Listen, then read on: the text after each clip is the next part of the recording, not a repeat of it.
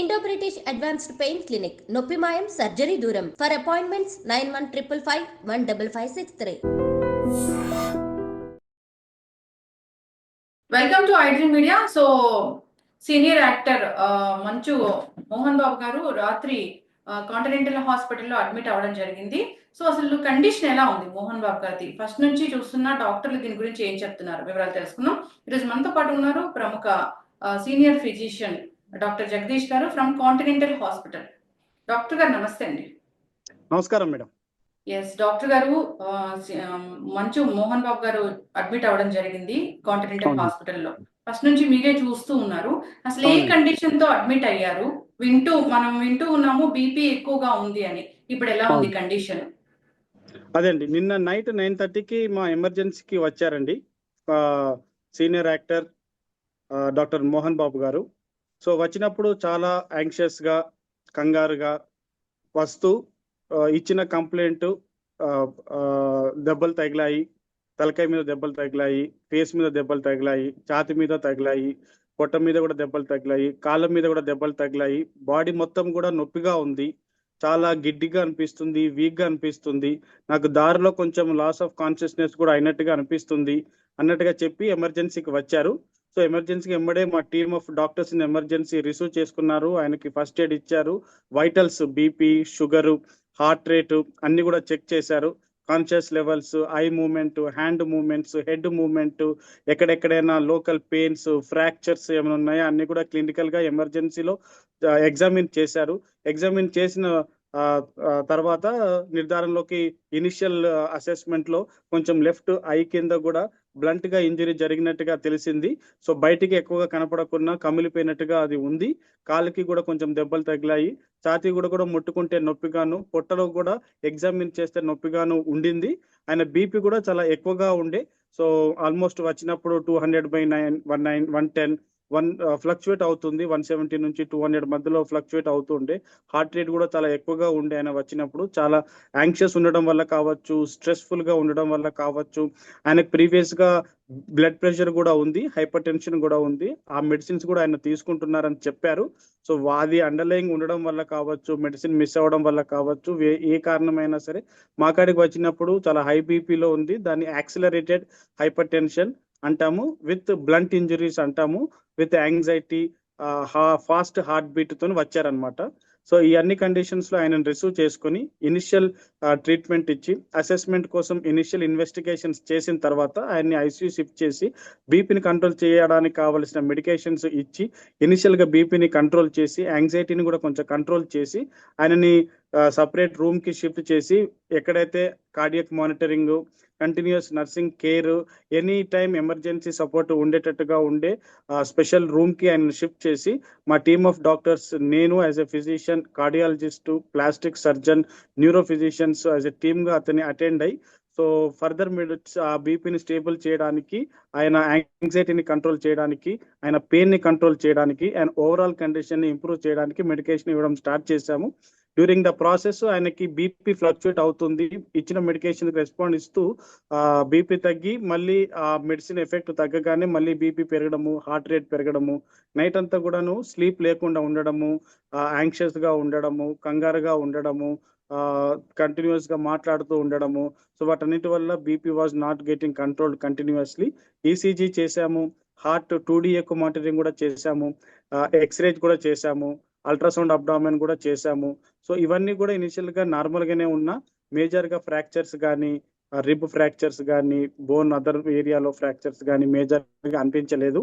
So BP fluctuation ఉంటూ high levels లో ఉంటూ అలా ఉండడం వల్ల risk of bleeding inside the brain కానీ, హార్ట్ అటాక్ వచ్చే రిస్క్ చాలా ఎక్కువగా ఉండడం వల్ల ఆయన కంటిన్యూస్లీ కార్డియక్ మానిటరింగ్ పెట్టి, విత్ కంటిన్యూస్ నర్సింగ్ సపోర్ట్ తోని we team of doctors night అంతా కూడా మానిటర్ చేశామండి. సో బీపీని మార్నింగ్ వరకు కొంత కంట్రోల్ చేసినా మళ్ళీ మార్నింగ్ కి మళ్ళీ బీపీ పెరిగింది, మళ్ళీ షూట్ అవుట్ అవుతూ ఉంటుంది. Every half an hourly personal గా బీపీ చెక్ చేస్తూ continuous heart rate and BP monitoring లో పెట్టుకుంటూ ఆయన బీపీ కంట్రోల్ చేయడానికి మేము కంటిన్యూస్ ట్రీట్మెంట్ ఇస్తున్నాము. ఫర్దర్ గా కూడా head injury, or face injury అయిన చోట కూడా సిటీ స్కాన్ చేయడానికి కూడా ప్రయత్నం చేస్తున్నాము. ఇది స్టేబుల్ అయిన తర్వాత దాన్ని బట్టి ఫర్దర్ గా ఇన్ఫర్మేషన్ మనం ఇవ్వచ్చు. ఎస్, సిటీ స్కాన్ అయిందా డాక్టర్ గారు? సో సిటీ స్కాన్ ప్లానింగ్ లో ఉందండి. సో సిటీ ఫేస్ వరకు city is in the process. CT scan అయిన తర్వాత మళ్ళీ ఆ రిపోర్ట్స్ కూడా మీకు అప్డేట్ ఇస్తాం. ఓకే, అంటే ఇక్కడ దెబ్బలు ఇక్కడ అంటే దెబ్బ తగిలిన గాయమైనట్లుగా కనిపిస్తూ ఉందా? అవునండి, ఈ కంటికి కుడి భాగానికి ఎడమ భాగానికి మనం క్లియర్ గా చూసినప్పుడు ఎడమ భాగము నా కన్ను కొంచెం ఎర్రగాను, అది కొంచెం వాచినట్టుగా, ఆ కంటి కింది భాగము ఎక్కడైతే ఉందో ఇక్కడ కమిలినట్టుగా ఉంది. ఆయన చెప్పడం వరకు అక్కడ మేము వచ్చినప్పుడు ఒక జర్నలిస్ట్ ఒక మైక్ అక్కడికి వచ్చి నాకు తగిలింది గట్టిగా, దాని ద్వారా నేను కోపోద్రేకునై తర్వాత జరిగిన సన్నివేశం జరిగినట్టుగా అతను చెప్పుకుంటూ వచ్చారు. సో మాకు కూడా ఆ బ్లంట్ అంటే షార్ప్ కాకుండా బ్లంట్ గా ఉన్న ఆబ్జెక్ట్ తగిలినట్టుగానే ఉంది, కట్ అయినట్టుగా కానీ బ్లేడ్ తో కట్ అయినట్టుగా కానీ లేదు. సో అలా కట్ అయితే కనుక కంటిన్యూస్ ఊజింగ్ బ్లీడింగ్ వస్తూ ఉండేది, అలా లేకుండా సమ్ బ్లంట్ ఆబ్జెక్ట్ తగిలినట్టుగా ఉంది. ఎస్, అయితే డాక్టర్ గారు ఇప్పుడు 78 years మోహన్ బాబు గారి ఏజ్, ఈ ఏజ్ లో ఇంత స్ట్రెస్ ఇంత బీపీ ఉంటే ప్రమాదమే కదా డాక్టర్ గారు, ఇది ఎప్పుడు కంట్రోల్ అవుతుంది అసలు? సో ఇప్పుడు బీపీ అనేది మధ్యలో 130/70 వరకు వస్తుంది. మెడికేషన్స్ మనం దాని వీన్ ఆఫ్ అవ్వగానే బికాస్ ఆఫ్ దిస్ ఏజ్ వల్ల కూడా again it shooting up to 170, 180. So 24 to 48 hours లో మనం దాన్ని ఒక స్టెబిలిటీకి తీసుకురావడానికి ఉంటాయి. కొన్ని మెడిసిన్స్ ఫాస్ట్ గా బీపీ తగ్గించడానికి ఉంటాయి, వాటి ఎఫెక్ట్ తగ్గగానే మళ్ళీ బీపీ ఫ్లక్చువేషన్ అవ్వచ్చు. 24 hours కంట్రోల్ అవ్వడానికి వాడే బీపీ మెడిసిన్స్ పెట్టుకొని వాటి ఎఫెక్ట్ రావడానికి 24 to 48 hours వస్తుంటాయి.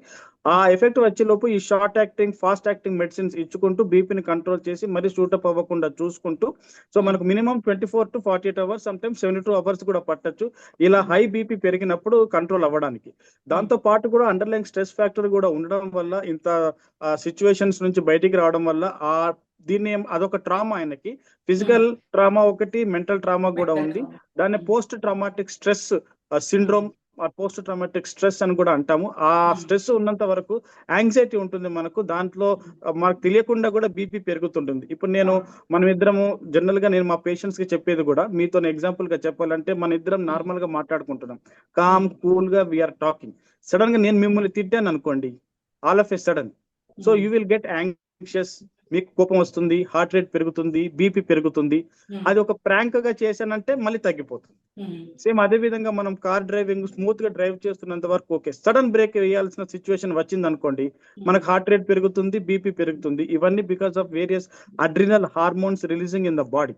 సో అదే విధంగా ఆ సిచ్యువేషన్ ఇప్పుడు కంటిన్యూస్ గా రాత్రంతా ఉందన్నమాట. సో ఆ సిచ్యువేషన్ గుర్తు తెచ్చుకోవడం, ఆ అయిన ఈవెంట్ గుర్తు తెచ్చుకోవడం, దాని నుంచి మళ్ళీ బయటికి రావడం, మళ్ళీ కొంచెంసేపు బయటికి రాగానే బీపీ కంట్రోల్ అవ్వడం, మళ్ళీ గుర్తుకు రాగానే మళ్ళీ అడ్రినల్ డ్రైవ్ కి వెళ్ళిపోయి మళ్ళీ బీపీ పెరిగిపోవడం, ఇలా అప్ డౌన్ అవుతూ ఉన్న కొద్దీ మేము వాటిని కంట్రోల్ చేయడానికి కావాల్సిన మెడికేషన్ ఇచ్చుకుంటూ ఆయన బీపీ హార్ట్ రేట్ ని స్టేబుల్ చేయడానికి, ఆ హై బీపీ అవడం వల్ల రక్తనాళాలు పగిలి స్ట్రోక్ రాకుండా, హార్ట్ అటాక్ రాకుండా తగు జాగ్రత్తలు తీసుకుంటున్నాం అన్నమాట.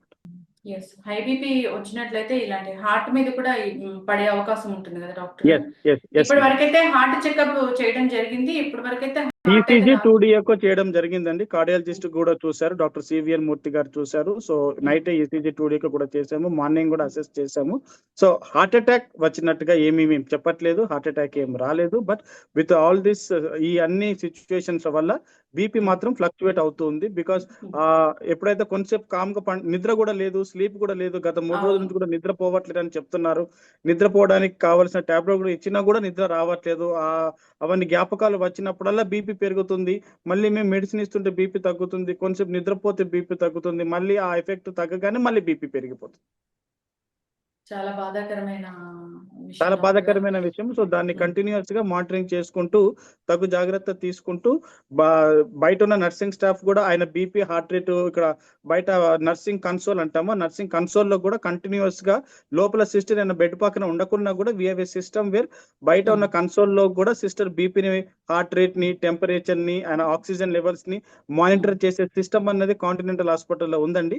సో అది ఆయన కనెక్ట్ చేసి బయట కన్సోల్ నుంచి కూడా మేము ఆయన అన్ని వైటల్స్ ని మానిటర్ చేస్తూ కొంత మార్పు వచ్చినా కూడా ఎమ్మడే లోపలికి వెళ్ళి అటెండ్ అవ్వడానికి మేము సిద్ధంగా ఉన్నాం. ఎస్.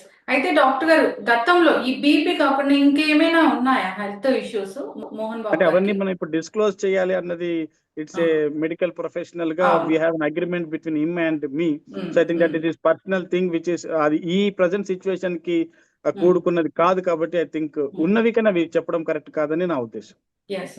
అయితే ఎన్ని డేస్ కి ఇంకా ఇంటికి పంపిస్తారు, డిశ్చార్జ్ చేస్తారు? ఇప్పుడు చెప్పినట్టుగా ఒకవేళ ఆయనకి ఇచ్చిన లాంగ్ టర్మ్ గా యాక్ట్ చేసే మెడిసిన్ మనకు కరెక్ట్ గా మనకు సెట్ అయ్యి అతను ఈ ట్రామా పోస్ట్ ట్రామాటిక్ స్ట్రెస్ నుంచి మనకు బయటికి వస్తూ ఆయనకు ఒక సొల్యూషన్ వచ్చినట్టుగా ఉంటే కనుక విత్ ఇన్ 48 to 72 hours మనం ఇంటికి పంపించవచ్చు అన్నట్టుగా అనిపిస్తుంది.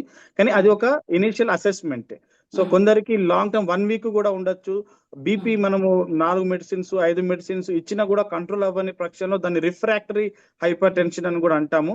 నార్మల్ గా 1 టాబ్లెట్ ఇస్తాము, తగ్గకపోతే 2వ టాబ్లెట్ 3వ టాబ్లెట్ ఇంజెక్షన్స్ కంటిన్యూస్ ఇంజెక్షన్స్ ఇచ్చి అతనికి అండర్లయింగ్ ట్రామా అండర్లయింగ్ కాజ్ అన్నది తగ్గకపోతే బీపీ అన్నది పెరుగుతూనే ఉంటుంది కాబట్టి సో అది తగ్గుతూ మా మెడిసిన్స్ కూడా వర్క్ చేస్తూ బాగానే ఉంటే కనుక 48 to 72 hours to maximum of 1 week మనం అనుకోవచ్చు. ఇంటికి వెళ్ళినా కానీ ఖచ్చితంగా ఈ మానిటరింగ్ అనేది కూడా అవసరమే. ఇంట్లో స్ట్రెస్ కూడా లేకుండా ఆఫ్టర్ చూసుకోవడం. ఇంటికి వెళ్ళినాక కూడా కంటిన్యూస్ బీపీ మానిటరింగ్ సిస్టమ్ కూడా ఆయనకి ఇచ్చి పంపిస్తాము. ఆయన బీపీని మేము ఇక్కడ హాస్పిటల్లో కూడా ట్రాక్ చేసే అవకాశం కూడా ఉంటుంది. సో స్ట్రెస్ అనేది లేకుండా ఉంటే జనరల్ గా కూడా మనకు స్ట్రెస్ లేకుండా ఉంటే ఈ బీపీ అనేది కంట్రోల్ లోనే ఉంటుందా డాక్టర్ గారు టాబ్లెట్స్ అవును మేడం. వేసుకుంటే? స్ట్రెస్ అన్నది మనం నార్మల్ గా మాట్లాడుకుంటే కానీ స్ట్రెస్ అనే పదం వచ్చినప్పుడు మనకు బాడీలో స్టిరాయిడ్స్ కార్టిజోల్స్ అన్నవి రేజ్ అవుతాయి. కార్టిజోల్స్ రేజ్ అయినప్పుడు షుగర్ పెరగడం కానీ బీపీ పెరగడం కానీ hormones adrenal hormones fright hormones అని అంటాము. వాటి వల్ల మనకు కోపం రావడం కానీ హార్ట్ రేట్ పెరగడం కానీ బీపీ పెరగడం కానీ జరుగుతుంటుంది. సో కొన్ని హార్మోన్స్ వల్ల మన బీపీ తగ్గుతుంది, కొన్ని హార్మోన్స్ వల్ల బీపీ అనేది పెరుగుతుంది. సో ఈ స్ట్రెస్ వల్ల ఈ బీపీ పెరిగే హార్మోన్స్ పెరిగే ఛాన్సెస్ ఉండి హార్ట్ రేట్ బీపీ పెరిగి వాటి వల్లనే హార్ట్ కి సప్లై చేసే బ్లడ్ వెజిల్స్ కూడా సన్నగా అయ్యి బ్లడ్ సర్క్యులేషన్ తగ్గి బ్లడ్ లో క్లాట్ లేకున్నా కూడా హార్ట్ అటాక్ వచ్చే అవకాశం ఉండి సడన్ కార్డియాక్ డెత్ అయ్యే ప్రమాదం కూడా ఉంది. అందుకే ఆయనని కంటిన్యూస్ గా కార్డియాక్ మానిటరింగ్ చేస్తున్నాము. బ్లడ్ వెజల్స్ లో క్లాట్ ఉంటేనే హార్ట్ అటాక్ కాదు, ఇలాంటి స్ట్రెస్ కండిషన్స్ లో రక్తనాళం ఇంత ఉన్నది కాస్త ఇంత నేరో అయిపోయి బ్లడ్ సర్క్యులేషన్ వెళ్ళకపోవడం వల్ల సడన్ కార్డియాక్ డెత్ అయ్యే రిస్క్ కూడా ఉంటుంది అనమాట. హార్ట్ ఇర్రెగ్యులర్ గా కొట్టుకునే ప్రమాదం ఉంటుంది, బ్లడ్ సర్క్యులేషన్ తగ్గి సడన్ గా చనిపోయే ప్రమాదం కూడా ఉంటుంది. ఆ ప్రమాదాన్ని మనం అరికట్టడానికి ఇంత స్ట్రెస్ఫుల్ కండిషన్స్ లో నుంచి ఆయన బయటికి రావడానికి ప్రాపర్ గా స్లీప్ కంటిన్యూస్ గా ఉంటే కనుక స్ట్రెస్ తగ్గే అవకాశం ఉంటుంది. కాబట్టి స్ట్రెస్ తగ్గితే బీపీ తగ్గే అవకాశం, హార్ట్ రేట్ తగ్గే అవకాశం ఉంటుంది. కాబట్టి ఈ రెండు తగ్గితే హార్ట్ అటాక్ వచ్చే రిస్క్ తగ్గుతుంది, బ్రెయిన్ స్ట్రోక్ వచ్చే రిస్క్ తగ్గుతుంది. కాబట్టి అతను కంటిన్యూస్ గా కంపల్సరీగా 48 to 72 hours అన్నది కంటిన్యూస్ మెడికల్ అబ్జర్వేషన్ ఉండాల్సిన అవసరం ఖచ్చితంగా ఉంది. ఎస్. ఈ పెయిన్స్ తగ్గడానికి కూడా అంటే లోపలంతా కమిలినట్లుగా ఏం లేదు కదా డాక్టర్ గారు, నార్మల్ గా పైన దెబ్బ బయట నుంచి చూస్తే కమిలినట్టుగా లేదు, చూస్తే ఇక్కడ ఈ బోన్ ఫ్రాక్చర్ ఉన్నట్టుగా సస్పిషన్ ఉంది. సో సిటీ స్కాన్ చేసిన తర్వాత మనకు అది క్లియర్ గా తెలుస్తుంది. ఎస్, ఖచ్చితంగా డాక్టర్ గారు చాలా అంటే తొందరగా కోలుకొని బయటికి రావాలని కోరుకుందామండి. ఆయనకి చాలా ఫ్యాన్స్ ఉన్నారు, అందరికీ ఆయన చాలా ఇష్టమైన నటులు. సో తొందరగా కోలుకొని బయటికి రావాలి, హ్యాపీగా హెల్దీగా ఉండాలి. మనందరికి మళ్ళీ ప్రెస్ మీట్ పెట్టి నేను హెల్దీగా ఉన్నానని చెప్పాలి. మంచి వైద్యం అందిస్తున్నారండి, రాత్రి బాళ్ళు కూడా మీరు కష్టపడుతున్నారు. డాక్టర్స్ దేవుళ్ళు అంటే నిజంగానే ప్రాణాలు పోసే దేవుళ్ళు మీరు. సో జాగ్రత్తగా చూసుకోండి డాక్టర్ గారు. చాలా టైం కేటాయించి మా కోసం ఇచ్చినందుకు ధన్యవాదాలండి. Thank you madam. లాస్ట్ నేను చెప్పొచ్చేది మంచు మోహన్ బాబు గారు మళ్ళీ మంచిగా బయటికి వస్తారు. ఆయన డైలాగ్ కింగ్, ఆయన డైలాగ్స్ మళ్ళీ మనం వింటూ ఎంజాయ్ చేద్దాం. Yes, thank you thank you so much అండి. Thank you. Thank you.